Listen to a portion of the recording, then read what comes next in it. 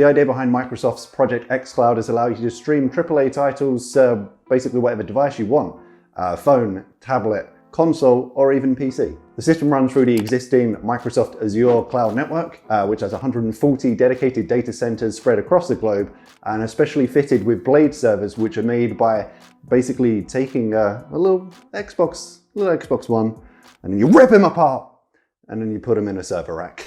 However, the service is currently in a limited availability beta, which allows testers to get their hands on a pretty large variety of games, try them out, and give feedback on how well the service runs. Do you hear that, Stadia?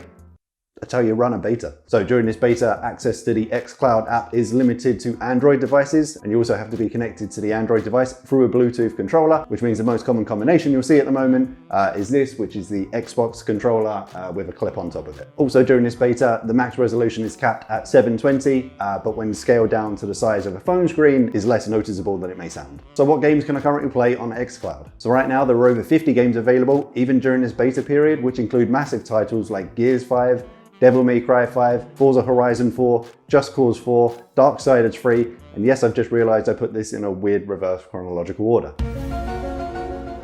But being a live beta, they are accepting more testers and adding more games every week. This week alone, they've added Children of Morta, Dead by Daylight, Wreckfest, and Fishing Sim, which the timing just feels like a weird poke at Stadia for making one of their games of December Farming Simulator. As well as the games included on the xCloud beta, there's also an option to sign up to Xbox console streaming, which would allow you to stream games you own on your console onto your phone, even if those games aren't included in the current xCloud beta. So that all sounds great, but how much is xCloud gonna set me back? Money, Wonga, De Niro, Moolah, Cheddar, dead presidents, dollar, mad stacks. Well, right now, nothing, you know, the way a beta should be. Pricing details for the service will likely become available when a more definitive general release date is announced. However, there's speculation xCloud could be tied into a pre-existing Microsoft subscription service like Game Pass or Xbox Live. Take note, Stadia, that's a business model. So with all of the details out of the way, having access to the service for the last few weeks, what exactly was my experience in playing games? Well, similar to Stadia, there's no need to download or patch any of the games, which makes jumping into any one of the huge number of games available super easy. Barely an inconvenience. One thing I did notice, the time between selecting a game from the main menu to a point where you could actually play it seemed to range between 20 and 40 seconds. Which, now I say it out loud, is a real first world problem. However, compared to paying $60 for a physical disc, inserting it just to download a 3-hour patch, it's still pretty good. But, and this is kind of where some of those positives end, even with my brand new installed shiny 380 meg internet, the pixelation, the stuttering of both video and audio, and the latency between the controller and the game was still pretty noticeable.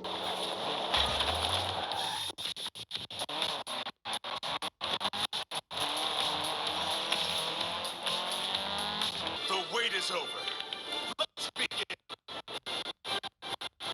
You'll just be a stain on my blade. Again, similar to what I said about Stadia, I wouldn't classify it as unplayable, but still, compared to the other cloud gaming services that I'm used to,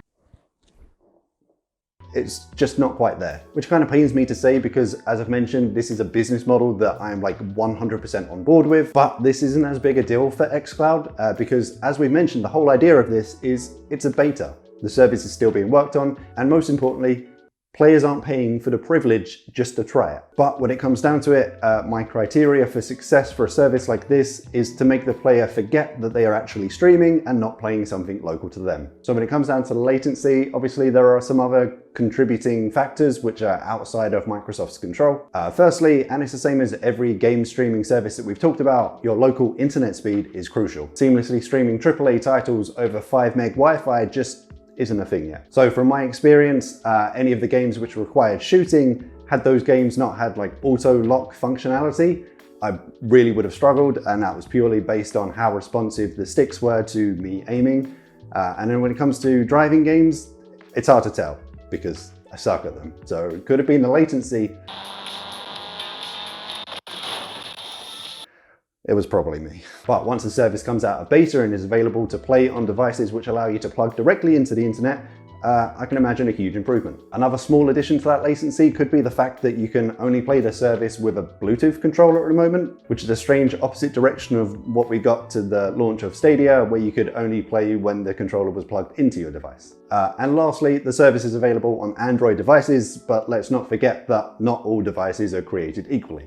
Whether you're using an Android tablet, a smartphone, or even a dedicated gaming phone like the Razer 2, they're all going to have different hardware for Wi-Fi, Bluetooth, or even screen refresh rate. All of these factors individually should only make a small impact, but start to put them together and it makes a real difference to your experience through xCloud. So with that being said, what's next for xCloud? As we said, the service is still in beta with more and more testers being added, their feedback being received, and we're just waiting on an official announcement date and pricing structure. What has been announced is for people with Xbox Game Pass, access to those games will be available through xCloud come 2020, as well as accessing the app on both iOS and Windows. But personally, what I'd like to see is availability of the app on a smart TV, because it's just fun to think about the days where these services become so seamless that when you buy your new TV, you're also buying your console. So the only thing you need to worry about is a controller. But if you've had access to xCloud in this beta, I'd love to hear about your experience in the comments down below. If you enjoyed this video and found it somewhat helpful, a like rating would be appreciated. If you have not already, remember to subscribe to the channel. And as always, I shall see you in the next one.